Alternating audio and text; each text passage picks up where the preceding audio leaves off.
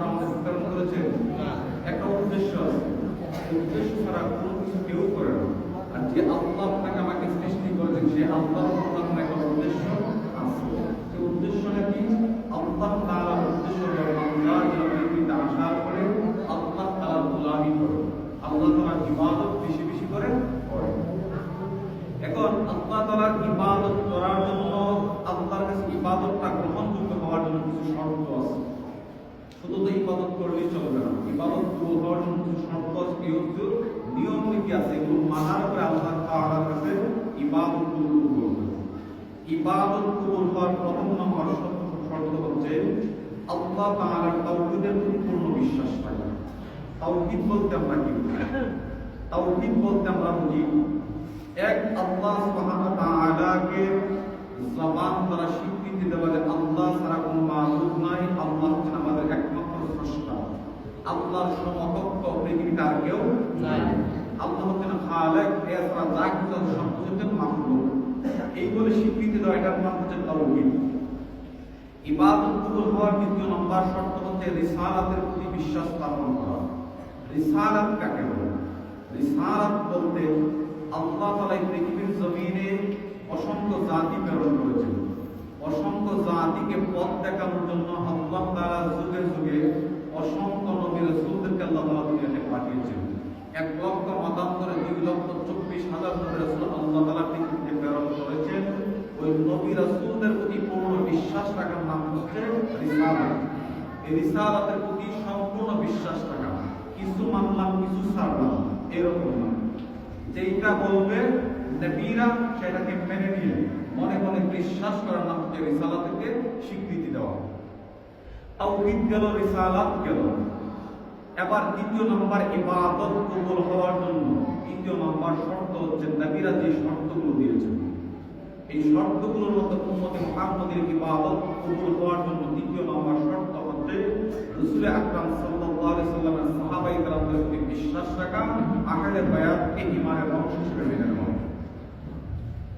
এটা হচ্ছে আপনার তৃতীয় নম্বর কন্ডিশন, আপনার ইবাদত আল্লাহর দরবারে কবুল হওয়ার জন্য আহলে বায়াতকে মহব্বত করা, সাহাবায়ে কেরামদের প্রতি মহব্বত রাখা। কেননা রাসূল আকরাম সাল্লাল্লাহু আলাইহি ওয়াসাল্লাম ইরশাদ করেন, আমার আহলে বায়াত হচ্ছে নূহ নবীর কিস্তির মতো। যারা আমার আহলে বায়াতকে আঁকড়ে ধরে রাখবে তারা নূহ নবীর কিস্তির মধ্যে উঠে আল্লাহর জান্নাতে প্রবেশ করবে। সুবহানাল্লাহ। সাহাবায়ে কেরামদের ব্যাপারে রাসূল আকরাম সাল্লাল্লাহু আলাইহি ওয়াসাল্লাম ইরশাদ করেন, যেই ব্যক্তি আমার এক একটা সাহাবীকে অনুসরণ করলো, আমার যেই কোনো একটা সাহাবীকে অনুসরণ যদি আমার কোনো একটা উম্মত করে, ওই ব্যক্তির নাজাত পাওয়ার জন্য এটাই তার জন্য যথেষ্ট। সুবহানাল্লাহ। যেহেতু সাহাবাদেরকে অনুসরণ করলে রাসূল বলে নাজাত পাওয়ার জন্য যথেষ্ট, তাহলে বোঝা গেল সাহাবায়ে কেরামদের অনুগত করাটা আমাদের জন্য ফরজ। এখন আসুন, ইবাদত কবুল হওয়ার জন্য তৃতীয় নম্বর শর্ত হলো আহলে বায়াতকে মহব্বত করা, সাহাবায়ে কেরামদেরকে মহব্বত করা। কোনটাকে ছাড়া কোনো সুযোগ নাই, কোনটাকে আমাদের আঁকড়ে ধরে রাখতে হবে। এখন আহলে বায়াতকে আপনি কিসের জন্য মহব্বত করবেন? আহলে বায়াতকে আপনি মহব্বত করার কারণ হচ্ছে আমরা অযথা তো মহব্বত করার কোনো মানে নাই। আমার যদি কোনো স্বার্থ না থাকে, আমার যদি কোনো লাভ না থাকে, আমার যদি লস হয়, এমন কোনো কাজ আমি করবো সেই কাজে আমার লাভ আছে, ওই কাজটা আমি করবো। কারণ আহলে বায়াতকে আমরা কিসের জন্য মহব্বত করবো, কিসের জন্য ভালোবাসবো?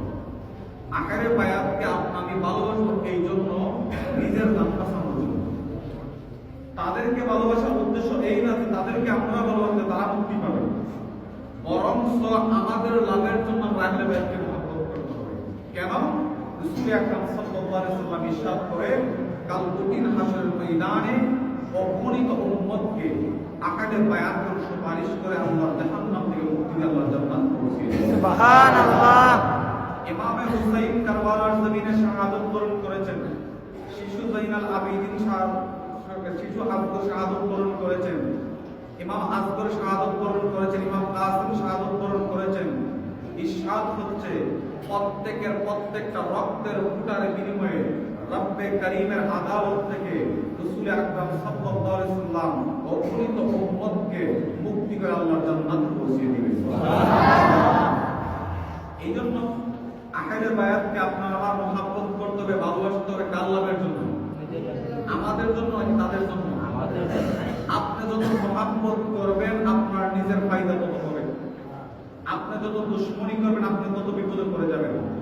কেননা রাসূল আকরাম সাল্লাল্লাহু আলাইহি ওয়াসাল্লাম বিদায় হজের দিন রাসূল আকরাম সাল্লাল্লাহু আলাইহি ওয়াসাল্লাম সাহাবায়ে কেরামদের উদ্দেশ্য করে বললেন, সাহাবায়ে কেরাম, আমি রাসূল দুনিয়া থেকে বিদায় হয়ে যাচ্ছি, আমি রাসূল দুনিয়া থেকে পর্দা করে নিচ্ছি, তোমরা জেনে রাখো তোমাদের হেদায়েতের জন্য আমি দুইটা রশি রেখে গেলাম। ইয়া রাসূলুল্লাহ, দুইটা রশি কি? রাসূল আকরাম সাল্লাল্লাহু আলাইহি ওয়াসাল্লাম বলেন, দুইটা রশি হলো, একটা হলো আল্লাহর কিতাব কোরআনুল কারীম, এই কোরআনুল কারীমকে যারা আঁকড়ে ধরে রাখবে রাসূল বলেন কিয়ামতের আগ পর্যন্ত ওই ব্যক্তিরা কোনোদিন কষ্ট হবে না। সুবহানাল্লাহ।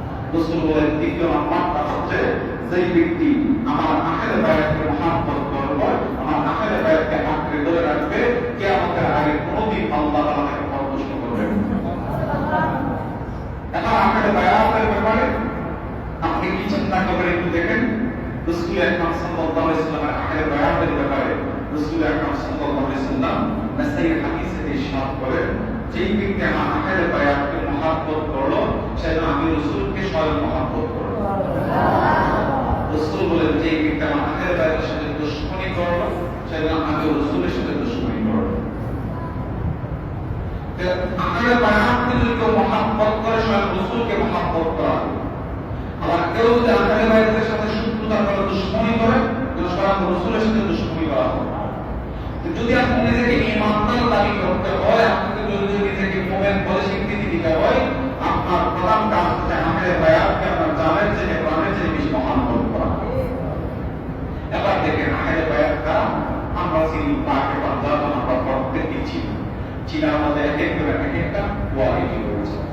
যেমন মা ফাতেমা রাদিয়াল্লাহু ব্যাপারে রাসূল আকরাম সাল্লাল্লাহু আলাইহি ওয়াসাল্লাম ইরশাদ করেন, যে ব্যক্তি ফাতেমার ব্যাপারে রাসূল বলেন, ফাতেমা হচ্ছে পৃথিবীর প্রথম থেকে শুরু করে কিয়ামতের আগ পর্যন্ত পৃথিবীতে যত নারীরা আগমন করবে সারা জান্নাতের মেহমান হবে।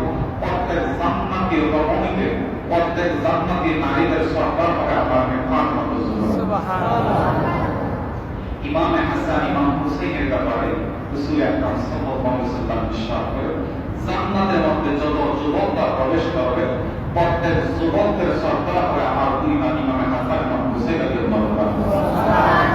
ইমামে মাকামের ব্যাপারে রাসূল আকরাম সাল্লাল্লাহু আলাইহি ওয়াসাল্লাম ইরশাদ করেন, ফুল সিরাতের ফুলের মধ্যে যেই দিন মানুষ অতিক্রম করে পার হয়ে যাবে, রাসূল বলেন ফুল সিরাতের ফুল যেদিন অতিক্রম করবে, ফুল সিরাতের ফুলের গেটের মধ্যে যিনি দাঁড়িয়ে থাকবে তিনি হচ্ছেন হযরত আলী রাদিয়াল্লাহু তাআলা। সুবহানাল্লাহ।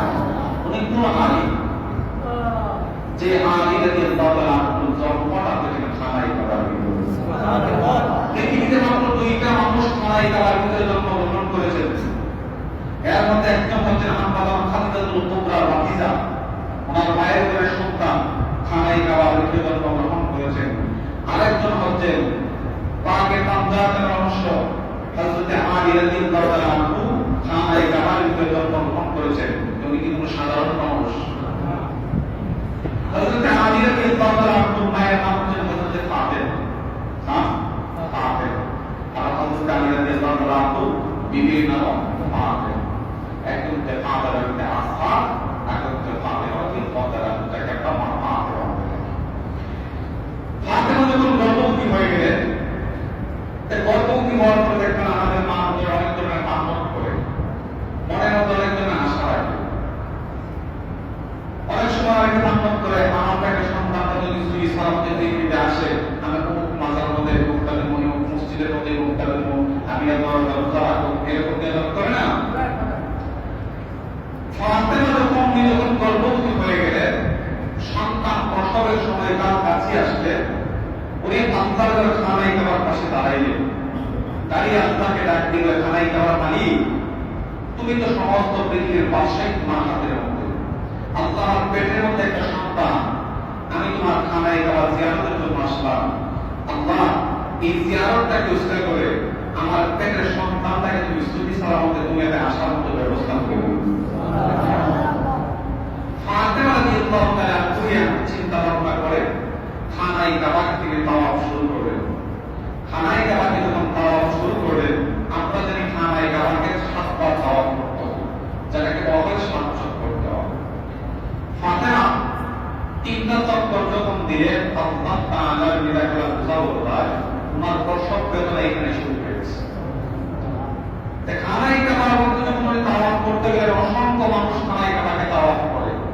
এখন একটা মহিলার যদি প্রসব বেদনা শুরু হয়ে যায় এটা লজ্জার বিষয় না। তিনটা চক্কর দেওয়ার পরে আমার যখন প্রসব বেদনা শুরু হয়ে গেল তুমি মাটির মধ্যে বসে গেলেন। মাটির মধ্যে তুমি বসে আল্লাহকে ডাক দিলেন, আল্লাহ মনের মধ্যে বড় আশা নিয়ে আসছিলাম তোমার খানায় কাবার জিয়ারত করব, আমার পেটের সন্তানদের সুখী সালামত দুনিয়াতে আগমন করে।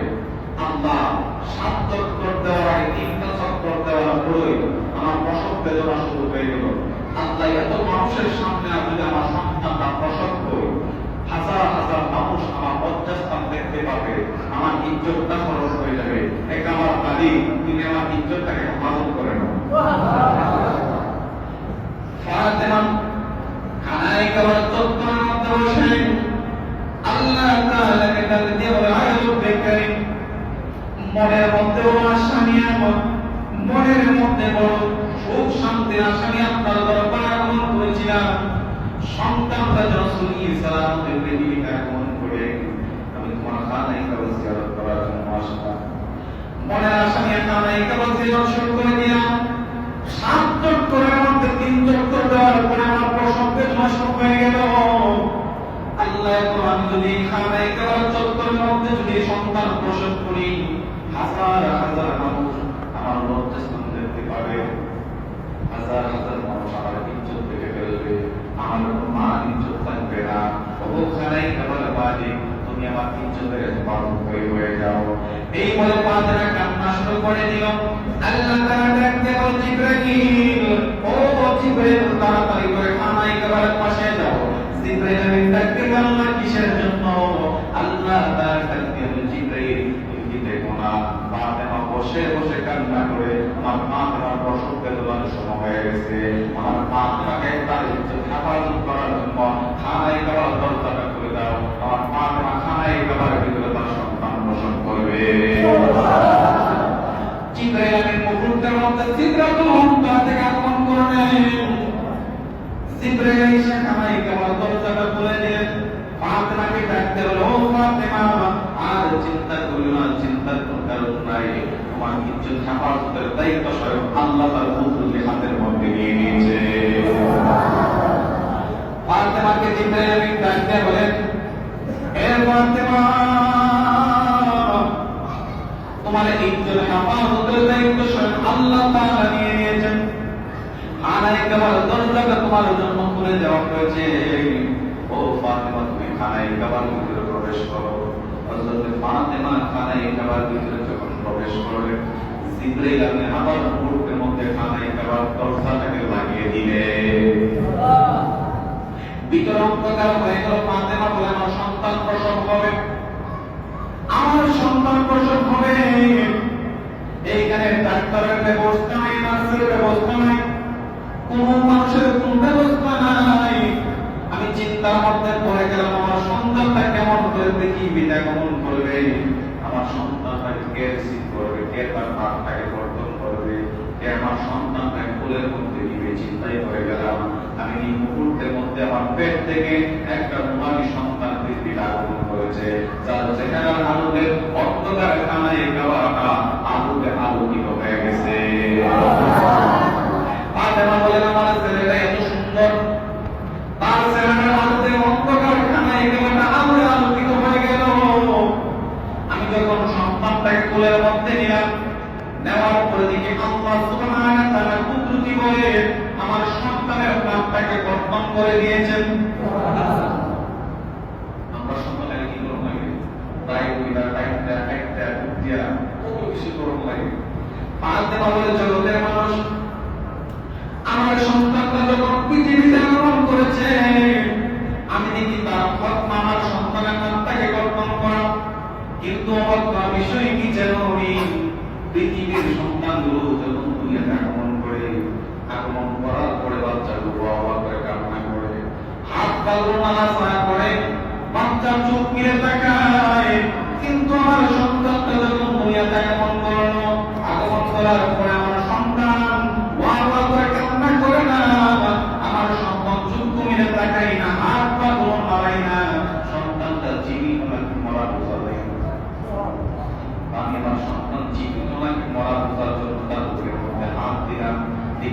সন্তান শ্বাস প্রশ্বাস নেয়, কিন্তু যতক্ষণ তারা কোনো শব্দ বের হয় না, হাতটা নাড়ায় না, চক্ষু মেলে তাকাই না, আমি তাড়াতাড়ি করে সন্তান নিয়ে খানায় গেলাম, বের হয়ে গেলাম। বের হয়ে যাওয়ার পরে কত ডাক্তার কত কুড়িয়াদের কাছে গেলাম, 3 দিন পর্যন্ত ডাক্তার কুড়িয়াদের কাছে দৌড়াইলাম, কোন ডাক্তার আমার সন্তানের কোনো রোগ বের করতে পারে না। সন্তান চক্ষু মেলে তাকাই না, কান্না করে না, আমার বুকের দুধও 3 দিন পর্যন্ত পান করে না। আমি বড় পেরেশানির মধ্যে পড়ে গেলাম। আমি চিন্তা করলাম 3 দিন ডাক্তার কুড়িয়ার দুধের বাইটা দেখাইলাম, কোনো কাজেই যখন আসলো না, আমি আমার সন্তানটাকে নিয়ে আমি আমার নবীর দরবারে হাজিরা হয়ে দিব। আমি আমার সন্তানটাকে নিয়ে আমার নবীর দরবারে যখন নিয়ে গেলাম, আমি যখন যাচ্ছি নবীর দরবারে, আমার নবী আমাকে এইটার দিনে একটা মুসলিম হাসি দিয়ে দিয়েছে। আমার নবী ডাকতে কইছে, আপনি আমার কাছে আগমন করতেছেন, আমি তো আপনার অপেক্ষায় বসে রয়েছি। আমার নবী ডাকতে কই, আমি তো আপনার অপেক্ষায় বসে রয়েছি। ফাতেমা বলে, আমি আমার সন্তানটাকে নবীর দরবারে গেলাম, ডাকতে বললাম, ইয়া রাসূলুল্লাহ, সন্তানের জন্মগ্রহণ করেছে আজকে 3 দিন হয়েছে। 3 দিনের সন্তান, আজ পর্যন্ত 3 দিনের ভিতরে আমার সন্তান চক্ষু মেলে তাকাইল না, আমার সন্তান একটা চিৎকার করল না, আমার বুকের এক ফোঁটা দুধ আমার সন্তান পান করল না। ও দয়ার নবী, মক্কা কত ডাক্তার কুরাসকে দেখাইলাম, কোন ডাক্তার কুরাস কোনো চিকিৎসা করতে পারলো না, সর্বশেষ আপনার দরবারে আমি আগমন করেছি।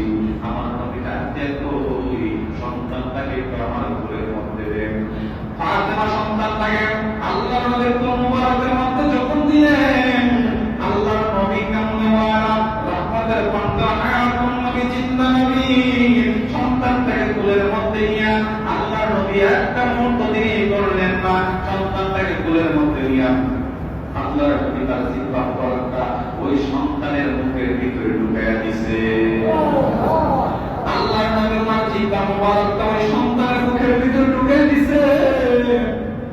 ফাতেমা বলে, জগতের মানুষ, আমার যেই সন্তানটা চক্ষু মেলে তাকাই না, হাত পাগুলো নাড়াই না, আমার যেই সন্তানটা আমার বুকের দুধ পান করে না, যেই মাত্র আমার নবীর কোলের মধ্যে সন্তানটাকে নিলাম, আমি তাকিয়ে দেখি আল্লাহর নবী যখন তার জিহ্বাটা তার ভিতরে ঢুকাই দিলেন, আমার সন্তান দেখি আল্লাহর নবীর জিহ্বা মুবারক থেকে আল্লাহর নবীর লালা মুবারক চেটে চেটে পান করতেছে। শুধু তাই না, জগতের মানুষ, আমার সন্তানটাকে যখন আল্লাহর নবীর কোল মুবারকের মধ্যে দেওয়া হলো, আল্লাহর নবীর কোলের মধ্যে যাওয়ার পরে জিহ্বাটা মুখের ভিতরে ঢুকিয়ে দেওয়ার পরে আল্লাহর নবীর কোলের মধ্যে দেখা আমার সন্তান সর্বপ্রথম চক্ষু মিলে পৃথিবীর যেই জিনিসটা দেখেছে, তিনি হচ্ছেন আল্লাহর নবীর চেহারা মুবারক সর্বপ্রথম তার চক্ষু মিলে দেখেছে। শুধু তাই না, আমার সন্তানটা যখন আল্লাহর নবীর হাতের মধ্যে দিলাম, কোল মুবারকের মধ্যে দিলাম, আমার সন্তান তিনি চক্ষু মিলে তাকাইল, আমার সন্তান আল্লাহর নবীর লালা মুবারক গ্রহণ করলো। আমি থেকে আল্লাহর নবীর কোলের মধ্যে থেকে আমার সন্তান সুন্দর করে হাত পা নাড়ায় খেলাধুলা শুরু করে দিলে। আল্লাহর নবীর রহমতের কন্যা হায়াতুন নবী, জিন্দা নবী, উম্মতের কান্দারি, আল্লাহর নবী জিহ্বা মুবারক দিয়েছেন, লালা মুবারক দিয়েছেন, দেখতে শুধু শরীরের লালা মুবারক, বরং আল্লাহর নবী জিহ্বা ভিতরে দিয়া যে লালাগুলো ভিতরে ঢুকাইছে, এই লালা দিয়া হযরত আলী রাদিয়াল্লাহু তাআলা আনহুকে আল্লাহর নবী মারফতের প্রকৃত রস পান করিয়ে দিয়েছে। আল্লাহর নবী রাহমাতুল লিল আলামিন সন্তানটাকে ফাতেমার কোলের মধ্যে দিলেন, দিয়ে আল্লাহর নবী ওনাকে বিদায় করে দিলেন। সন্তানটাকে নিয়ে ফাতেমা মনের মধ্যে বাড়িতে গেলেন। বাড়িতে যাওয়ার পরে সন্তানটাকে তিনি রেখে যখন রান্না বান্নার কাজ করার জন্য গেলেন, রান্না বান্নার কাজ করার জন্য যখন গেলেন, আরবের মধ্যে যখন সাপের উত্তাপ বেশি ছিলেন, সাপ যাকে তাকে শুধুমাত্র তাকে দংশন করতেন। সন্তানটাকে রেখে যখন হযরতে আলীকে রেখে যখন রান্না বান্নার কাজের মধ্যে গেলেন, হঠাৎ করে হযরতে আলী রাদিয়াল্লাহু তাআলা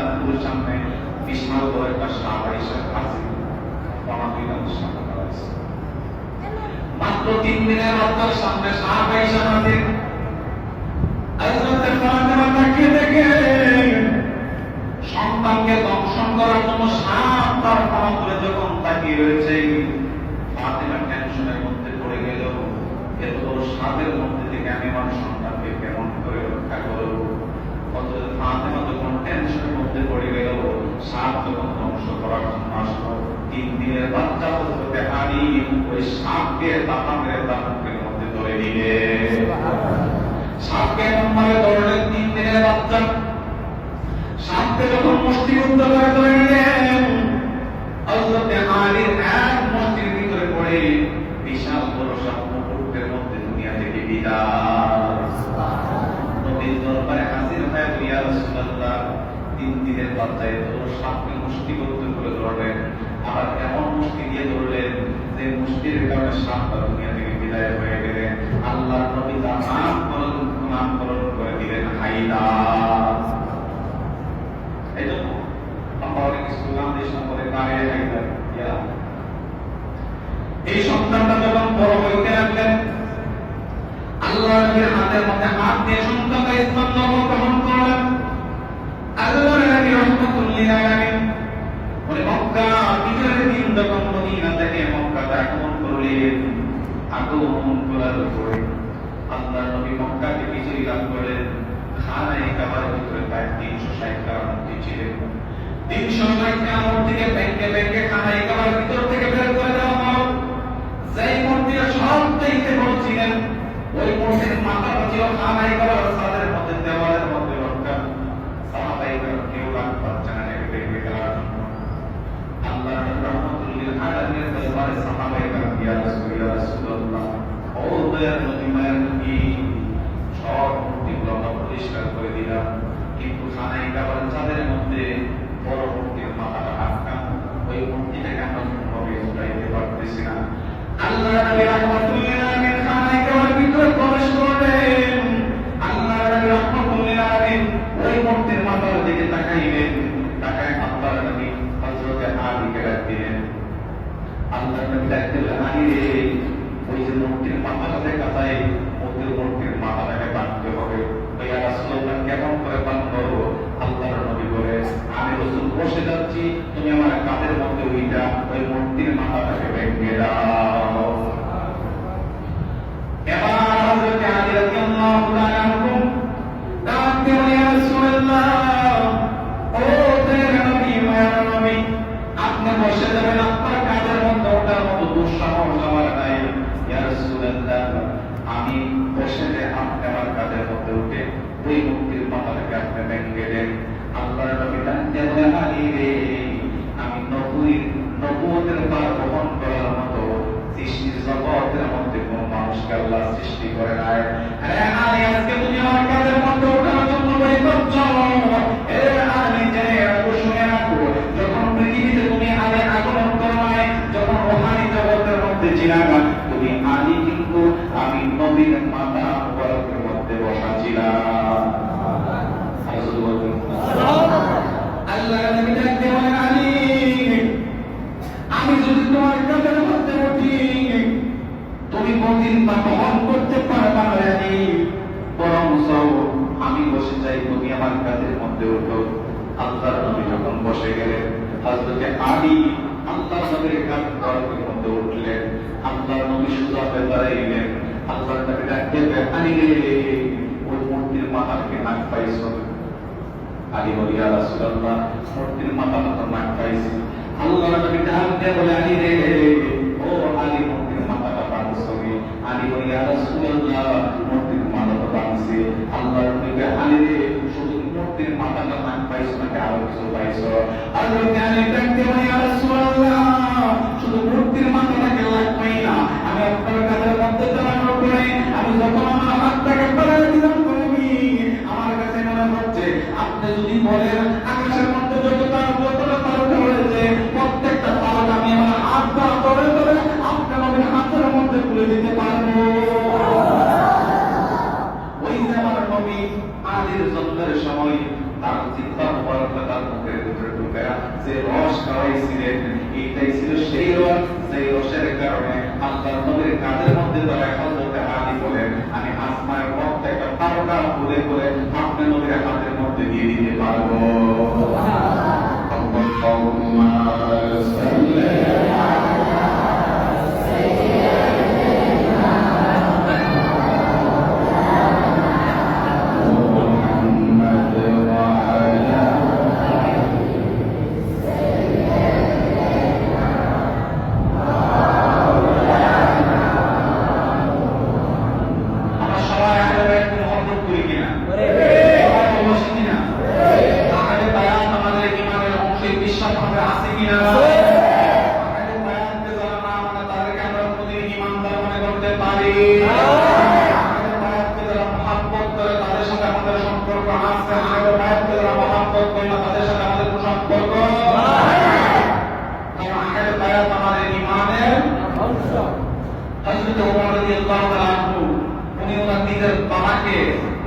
শিরোচ্ছিত করে দিলেন শুধু রসুলের প্রেমের কারণে।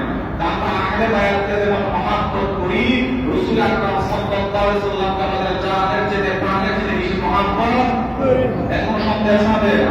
আমরা রাসূলকে যারা মহব্বত করে তাদেরকে আমরা মহব্বত করি।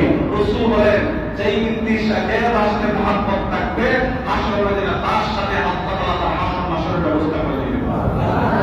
এবার দেখেন আমাদের এই দেশের মধ্যে বিভিন্ন মানুষ আছে আল্লাহ রাসূলের শানে মানে ইজ্জতের উপর আঘাত দিয়ে কথা বলে, এরকম মানুষ আছে না?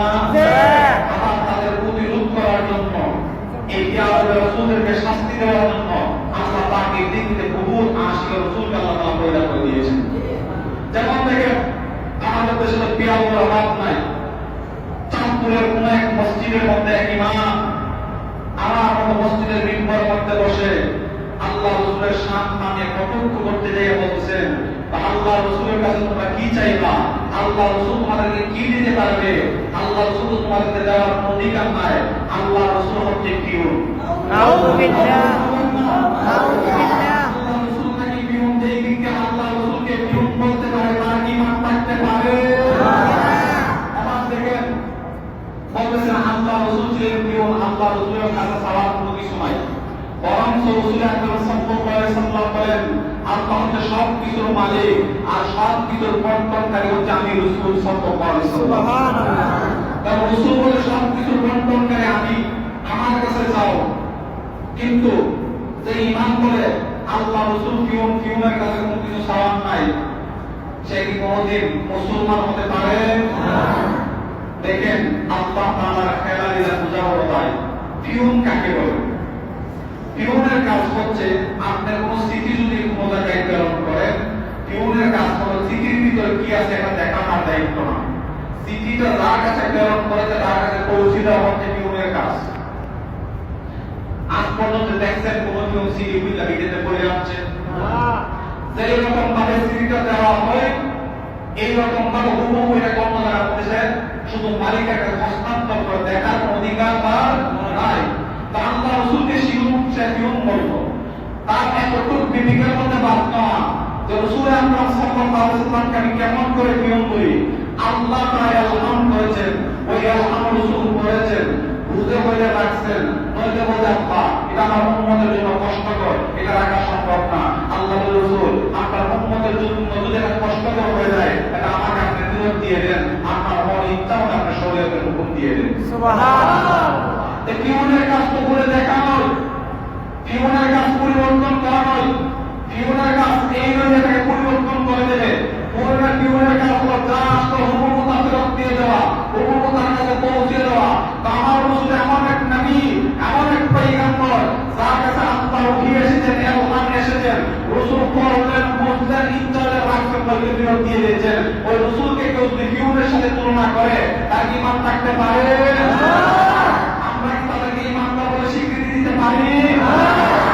দেখেন আল্লাহ তাআলা খেলা লীলা যেইখানে নমরুদ ছিলেন সেইখানে আল্লাহ তাআলা মুসাকে প্রেরণ করেছেন, যেইখানে ইব্রাহিম ছিলেন ওইখানে আল্লাহ নমরুদকে প্রেরণ করেছেন, যেইখানে আবু জাহেল ছিলেন, উতবা শাইবা ছিলেন ওইখানে আল্লাহ তাআলা প্রতিরোধ করার জন্য নবী মুহাম্মদ রাসূলুল্লাহ সাল্লাল্লাহু আলাইহি ওয়াসাল্লামকে প্রেরণ করেছেন। ওই চাঁদপুরের জমিনে যে ইমাম রাসূলকে পিয়ন করেছেন, যেই ব্যক্তি রাসূলকে অপমান করার জন্য জামান থেকে পিয়ন শব্দটা ব্যবহার করেছেন, ওইখানে আল্লাহ তাআলা তাদের শান মান ইজ্জতকে প্রতিষ্ঠা করার জন্য এক আশিক রাসূলকে তখন আমার নবীকে কেমন বলেছেন, আশিক রাসূল সহ্য করতে পারে না, গরিব মানুষ, সংসার চালানোর মতো কেউ নাই, তাদের প্রশংসা থেকে তার সে না থাকলে অন্যজন পরিচালনা করে এরকম কেউ নাই, সে তার নিজের চিন্তা করে নাই। আল্লাহ রাসূলকে কেমন বলার সাথে সাথে তিনি তরবারিটা হাতের মধ্যে নিয়ে ইমামের কান বরাবর আঘাত করে দিলেন। বলবেন না, গরিব মানুষ দিনে আনে দিনে খায়, সংসারটা ঠিক মতো চলে না, যখন আমার রাসূলকে কেমন বলা অপমান করলেন, সহ্য করতে পারে নাই, তরবারিটা কান বরাবর আঘাত করে ওনাকে জাহান্নামে পাঠিয়ে দেওয়ার জন্য চেষ্টা করেছিলেন, কিন্তু সে মরে নাই, কোনো কারণ করে বাঁচা গেছে। কিন্তু দুনিয়ার একটা বিচার আছে, আমাদের রাষ্ট্রীয় আইনের কারণে তাকে গ্রেফতার করা হয়েছে, জেলের মধ্যে তাকে প্রেরণ করা হয়েছে, বর্তমানে সে জেল হাজত অবস্থায় রয়েছে। যেটা কোনো আশিকের রাসূল, এটা আমাদের কোনো সন্দেহ আছে? রাসূলের সম্মান ইজ্জত রক্ষা করার জন্য সে জেলের মধ্যে আছে, তার থেকে আমরা আশিকের রাসূল আগে হতে পারে? ওই ব্যক্তিটা জেল হাজতের মধ্যে আছে, তার মামলাটা পরিচালনা করার মতো অর্থ সম্পদ তার নাই, বাড়িও তার নাই, অন্যান্য জায়গাতে সে ভাড়া থাকে, মাত্র তার একটা ছেলে, ছেলেটাও ছোট। এই আশিক রাসূল তার জেলের মধ্যে আছে। আমরা কি চাই না এই আশিক রাসূল জেল থেকে বের হয়ে নবীর প্রেমে উদ্ভাসিত হয়ে আরো নবীর প্রেমে আশিকদেরকে যেন নবীর প্রেমে উদ্ভাসিত করতে পারে? এটা আমরা চাই না? এই আশিক রাসূল তার জেল থেকে বার করবে, এই আশা আমরা সবাই রাখি। গরিব মানুষ, তাকে কিছু সহযোগিতা করার দরকার আছে না? এমন তো হতে পারে আজকে যদি আপনারা কিছু সহযোগিতা করেন, কাল হাসরের ময়দানে আপনি যদি মুসিবতের মধ্যে পড়ে যান, আপনি জাহান্নামে আসামি হয়ে গেলেন, আল্লাহ যদি আপনাকে প্রশ্ন করে, আরে আব্দুল রহিম, আব্দুল করিম, তোর কি এমন আমল আছে যে তুই তার জাহান্নামে আসামি হয়ে গেলি? আর তোর এমন কোন আমল আছে কিনা যে আমলটা শুধু আমি আল্লাহকে, আমার রাসূলকে খুশি করার জন্য করছিলাম? একটু তালাশ কর। ফেরেশতারা তালাশ করবে, আল্লাহ তালাশ করবে। তালাশ করতে করতে আপনি যদি আপনার জবাব তারা বলেন, আল্লাহ আমি তো যাতে বহু অন্যায় করেছি, বহু গুনাহ করেছি, বহু পাপাচার করেছি, আল্লাহ আমার গুনাহের কারণে আমি জাহান্নামে আসামি হয়ে যাচ্ছি। আল্লাহ বলে একটা কাজ করছিলাম, তোমার হাবিবের এক আশিক যখন জেলের মধ্যে বন্দী ছিলেন, আপনার রাসূলের সম্মান ইজ্জত রক্ষা করার জন্য, যখন আপনার রাসূল, আপনার আশিক রাসূল যখন জেলের মধ্যে ছিল, আল্লাহ তাকে জেল থেকে বের করার জন্য আমি 100 টাকা 50 টাকা দিয়ে সহযোগিতা করেছিলাম। আল্লাহ এটা যদি তোমার কাছে মনে হয় তা আমি তোমার আশিক রাসূলকে সম্মান করার জন্য, ওই কিন্তু তোমার রাসূলের ইজ্জত মান সম্মানকে আঁকড়ে দেওয়ার জন্য জেলের মধ্যে গিয়েছিল, তাকে সহযোগিতা করার জন্য 100 টাকা 500 টাকা দিয়ে আমি সহযোগিতা করেছিলাম, এইটা যদি তোমার পছন্দ হয়, এইটাকে যদি তোমার ভালো লাগে, আমি সেইটার উসিলায় তোমার কাছে ক্ষমা প্রার্থনা করতেছি। রাসূল বলেন, আল্লাহ তাআলা যদি কোনো একটা উসিলা পায়, উসিলাটাকে নির্ভর করে আল্লাহ তাআলা ওই ব্যক্তির জিন্দেগির গুনাহগুলো মাফ করে দিবেন। আমাদের কিছু দান করা দরকার আছে না? আমরা ইনশাআল্লাহ দান করবো তো? আমরা যদি দান করি, আমাদের এখানে যারা আছে, আমরা 2-3 জন লোক উঠবে, যে যত পারেন দিয়ে দিবেন।